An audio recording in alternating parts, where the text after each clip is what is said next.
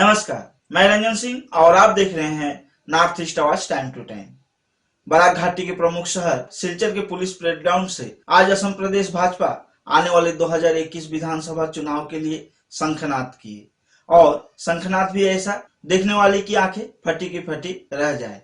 सिर्फ यही नहीं, विरोधियों की दिल दहल जाए ऐसे गर्जे आज सर्वभारतीय भाजपा अध्यक्ष जेपी नड्डा, असम राज्य के मुख्यमंत्री सर्बानंद सोनोवाल, असम राज्य के स्वास्थ्य मंत्री डॉक्टर हिमंत बिश्व शर्मा सहित असम प्रदेश भाजपा के अध्यक्ष रंजीत कुमार दास।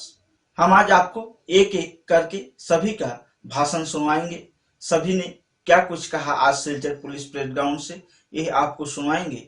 लेकिन इससे पहले आइए देख लेते हैं कि आज सर्वभारतीय भाजपा नेता जेपी नड्डा जब कुंभीग्राम हवाई अड्डे पहुंचे तो उनको किस तरीके से स्वागत किया गया। साथ ही हम विजय संकल्प समावेश की कुछ झलकियां भी देखेंगे।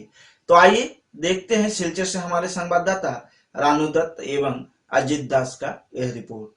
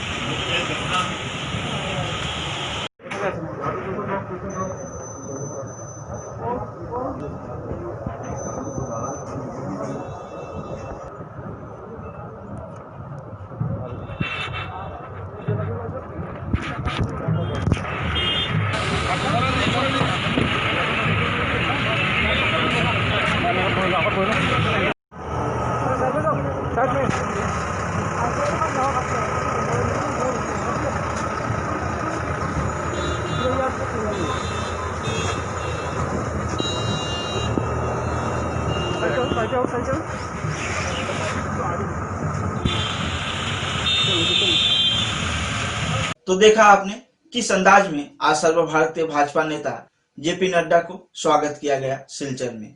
अब आइए सुनते हैं असम तथा बराक घाटी के लिए सर्वभारतीय भाजपा नेता जेपी नड्डा ने क्या कुछ कहे। एक सरकार और पार्टी मिलकर, मुझे खुशी है आपसे चर्चा करते हुए कि 2016 में सरकार बनी और भारतीय जनता पार्टी, फिर चाहे लोकसभा का चुनाव था, फिर चाहे उपचुनाव विधानसभा का था, लोग सब इकट्ठा होकर के चुनाव लड़े, सबसे सिंगल लार्जेस्ट पार्टी जीत करके आई तो भारतीय जनता पार्टी आई जम्मू कश्मीर में। यह हमको समझना चाहिए। तो मैं आपको यह बताना चाहता हूं, असम की संस्कृति, असम की भाषा, अहम की भाषा, अहम का अपना अस्तित्व, इन सारी चीजों को संभाल के रखने का काम भारतीय जनता पार्टी का है। भारतीय जनता पार्टी ने हमेशा संभाल के रखा है, इसको हमको ध्यान में रखना चाहिए। ये असम का आंदोलन जब चल रहा था तो इसको देशव्यापी बनाने में सबसे पहले अगर किसी ने आवाज उठाई थी तो भारत रत्न श्रीमान अटल बिहारी वाजपेयी जी ने पार्लियामेंट के अंदर और पार्लियामेंट के बाहर आवाज उठाई। सारे देश में इस नारे को गुंजाया था, श्रीनगर हो या गुवाहाटी, अपना देश अपनी माटी, केरल हो या गुवाहाटी, अपना देश अपनी माटी। और असम आंदोलन के साथ सारे देश में भारतीय जनता पार्टी सदा सदा खड़ी रही, इसको हमको समझना चाहिए। और असम को देश में भी स्थान देने की बात आई तो वो हमेशा एनडीए की सरकार रही है। फिर चाहे वो भारत रत्न देना हो भूपेंद्र हजारिका जी को तो नरेंद्र मोदी जी की सरकार आती है। अगर हमारे लोकप्रिय गोपीनाथ बोरदोले जी को देना हो तो वो अटल जी की सरकार होती है जो भारत रत्न से सम्मानित करती है। यहां 6 कम्युनिटीज, 6 प्रजातियां जिनको हम लोगों ने एसटी का स्टेटस दिया, लेकिन एसटी के स्टेटस देने में किसी का हक नहीं छीना। उनका हक बरकरार रखते हुए इनको भी एसटी का स्टेटस दिया। फिर चाहे वो मोरन हो, मोटोक हो, कुछ राजवंशी हो, ताई अहोम हो या फिर आदिवासी टी ट्राइब्स के लोग हो। आपने कभी देखा कि कांग्रेस सरकार ने हिम्मत की? तो अभी आप सुन रहे थे सर्वभारतीय भाजपा नेता जेपी नड्डा को। अब आइए सुन लेते हैं असम राज्य के मुख्यमंत्री सर्बानंद सोनोवाल का आज की विजय संकल्प समावेश के दौरान क्या कुछ कहना था।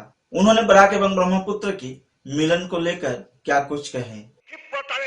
এই ৰাজ্যখন উন্নয়নৰ ক্ষেত্ৰত আগুৱাই যাবলৈ সক্ষম হৈছে। আজি কোনো কাম আমাৰ চৰকাৰে পেলাই ৰখা নাই। যেনে ধৰণে প্ৰতিশ্ৰুতি দিছিল প্ৰতিটো প্ৰতিশ্ৰুতি কাৰ্যকৰী কৰাৰ দিশত দৃঢ়তাৰে আগবাঢ়িছে। আৰু এই কথাও স্পষ্ট, অসমৰ বুকুত বসবাস কৰা প্ৰতিগৰাকী হিন্দু বাঙালীক নিৰাপত্তা দিয়াৰ দায়িত্ব এই চৰকাৰৰ আছে আৰু নিশ্চিতভাৱে আমি সৰ্বকালৰ কাৰণে তেখেতসকলক নিৰাপত্তা দিম। গতিকে সেই কথা আপোনালোকে আগন্তুক দিনত মনত কোনো কাৰণত সন্দেহ নাৰাখিব। ভাৰতীয় জনতা পাৰ্টীয়ে যি কথা কৈছিল সেই কাম সকলো নিষ্ঠাৰে কৰি আহিছে আৰু আগন্তুক দিনতো কৰি যাব। আমাৰ লক্ষ্য বৰাক ব্ৰহ্মপুত্ৰ পাহাৰ ভৈয়ামৰ মাজত মিলাপ্ৰীতি, সমন্বয়, ভাতৃত্ববোধ, আন্তৰিকতা, শ্ৰদ্ধা, ভক্তি, মৰম, চেনেহ, ভাতৃত্ববোধ আৰু আন্তৰিকতা এইবিলাক গঢ় দি আমি আমাৰ শক্তি বৃদ্ধি কৰিব লাগিব। কাৰণ এইখন ৰাজ্যক বিশ্বৰ অন্যতম শক্তিশালী ৰাজ্য হিচাপে প্ৰতিষ্ঠা কৰিব লগা হলে, ভাৰতবৰ্ষৰ অন্যতম শ্ৰেষ্ঠ ৰাজ্য হিচাপে প্ৰতিষ্ঠা কৰিব লগা হলে আমি সকলোৱে মিলাপ্ৰীতিৰে কাম কৰিব লাগিব। কোনো ধৰণৰ সাম্প্ৰদায়িক শক্তিয়ে আজি বৰাক ব্ৰহ্মপুত্ৰ পাহাৰ ভৈয়ামৰ এইখন সমাজ আজি কোনো ধৰণে বিপথে পৰিচালিত কৰিব পৰা নাই। আমাৰ কাৰ্যকালত বিজি কাৰ্যকালত সকলোৱে শান্তিত আছে, মিলাপ্ৰীতি আছে। এইটোৱে আমাৰ চৰকাৰৰ উল্লেখযোগ্য সফলতা আৰু এইটোৱে হ'ল सबका साथ, सबका विकास, सबका विश्वास। तो सुना आपने असम राज्य के मुख्यमंत्री सर्बानंद सोनोवाल का क्या कहना था। अब आइए सुन लेते हैं असम राज्य के स्वास्थ्य मंत्री डॉक्टर हिमंत बिश्व शर्मा को। आज हिमंत बिश्व शर्मा अपनी भाषण की शुरुआत बांग्ला भाषा से किए। সবাই ভালো তো? বিজেপি কে ভোট দেবেন তো? আরে ইমান সৰু সৰুকৈ কলে নহব, মোৰ লগত একেলগে কক সব भारत माता के, भारत माता के, भारत माता के। এতিয়াই ভাল লাগিছে, শিলচৰ লাগিছে, হয় নহয়?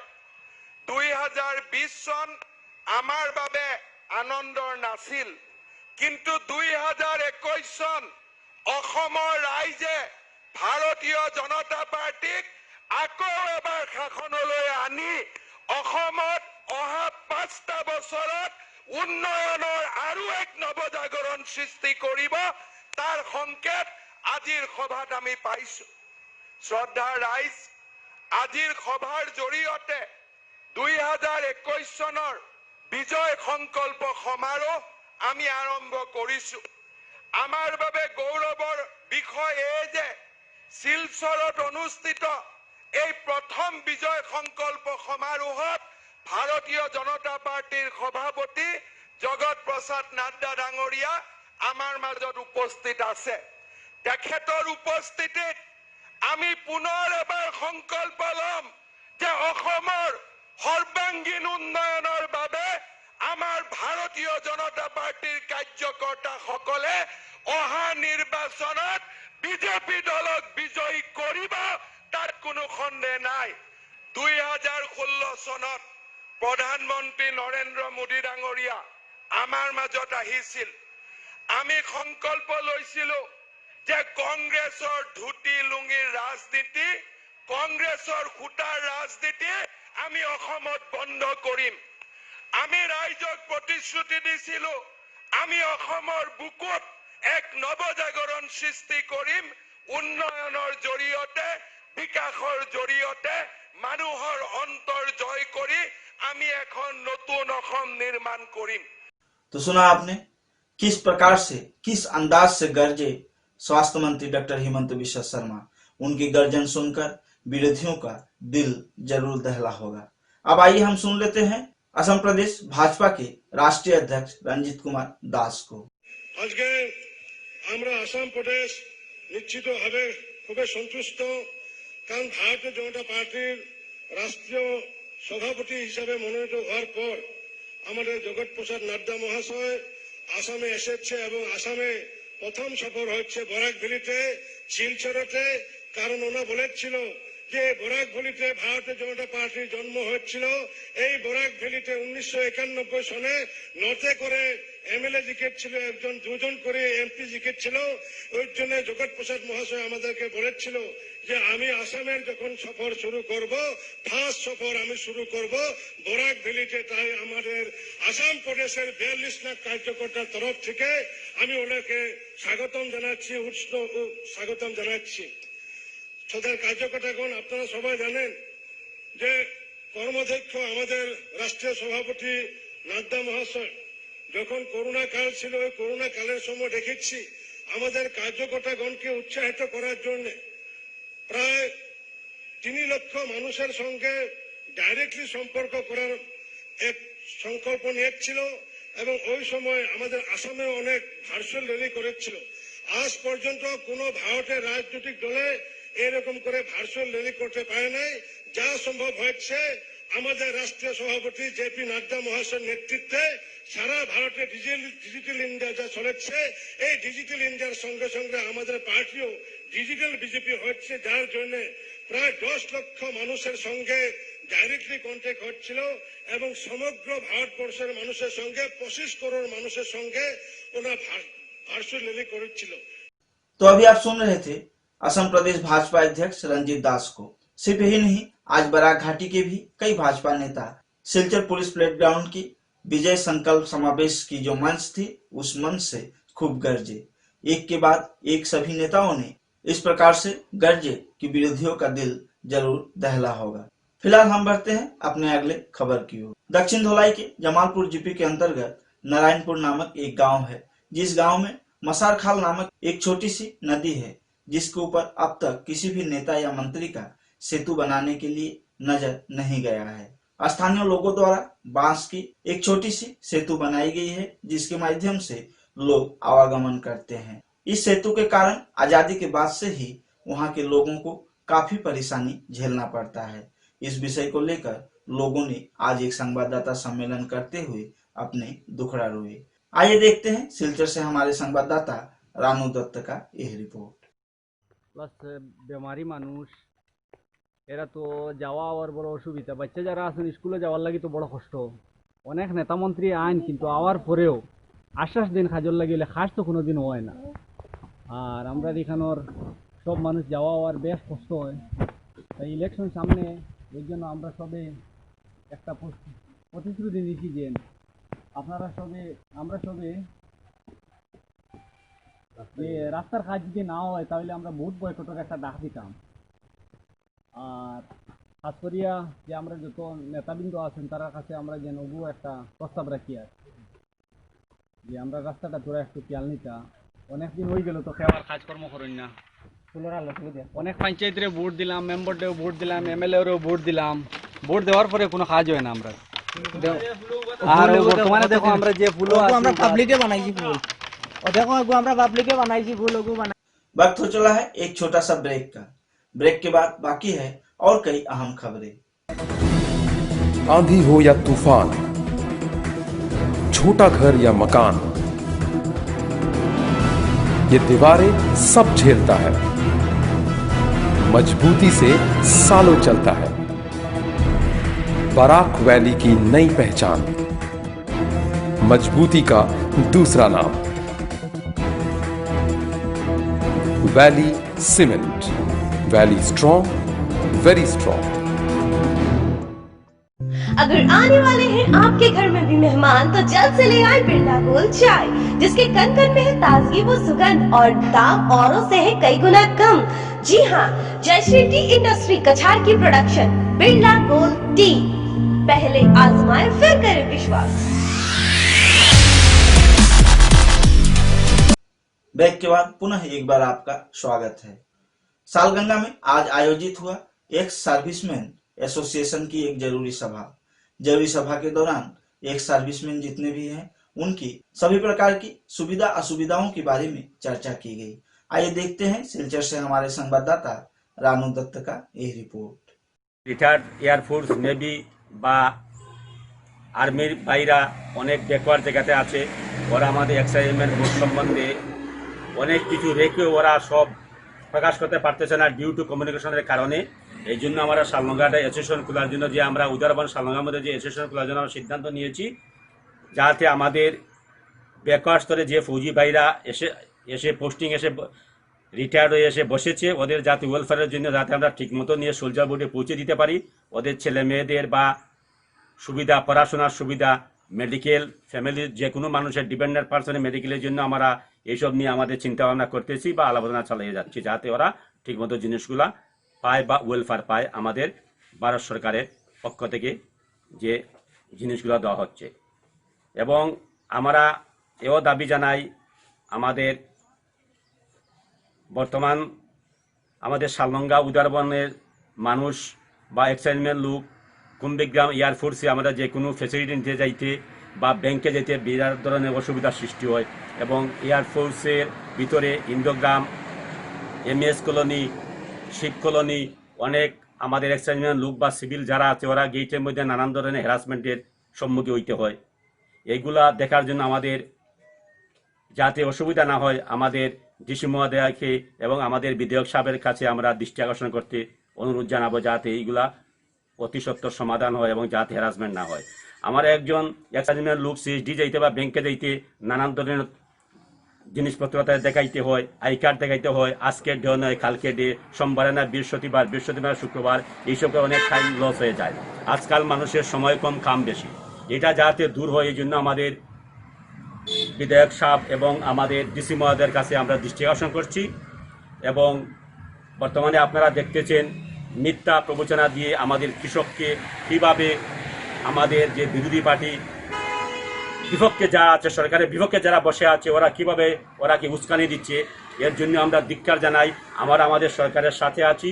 সরকার যেরকম সুন্দরভাবে কাজ চালিয়ে যাচ্ছে, বিরোধী পার্টি আমাদের কৃষক ভাইগণকে মিথ্যা প্রবচনা দিয়ে ওরাকে যে উচ্ছৃঙ্খলা সৃষ্টি করেছে, এই জন্য আমরা এর সহমত নয়। আমরা সম্পূর্ণ সরকারের সাথে আছি। সরকার যে সিদ্ধান্ত নিতেছে আমরা তা গ্রহণ করবো। বা কৃষক ভাইদের জন্য সুন্দর সিদ্ধান্ত নিয়েছেন সরকার, কিন্তু বিরোধীরা একে ঘি ডালছে এবং আগুনের মধ্যে তেল ডালছে। এই থেকে আমরা দূর থাকবো। এবং আমরা আরেকটা কথা বলতে বাধ্য হচ্ছি, খুব মনে হয় আমাদের সবার মনের মধ্যে আছে, আমাদের বরাকবেলিতে যেসব কাজকর্ম হচ্ছে সুন্দর হচ্ছে, যাতে আরও হয়। আমাদের বিগত দিনে আমাদের প্রধানমন্ত্রী স্বর্গীয় অটল বিহারী ভারতরত্নের সম্মানিত, উনি যে বলেছিলেন, ওনার সিদ্ধান্ত ছিল অটল সিদ্ধান্ত, কিন্তু सोनाई पंजाब नेशनल बैंक के ग्राहकों को पिछले कई दिन से काफी परेशानी झेलना पड़ रहा है।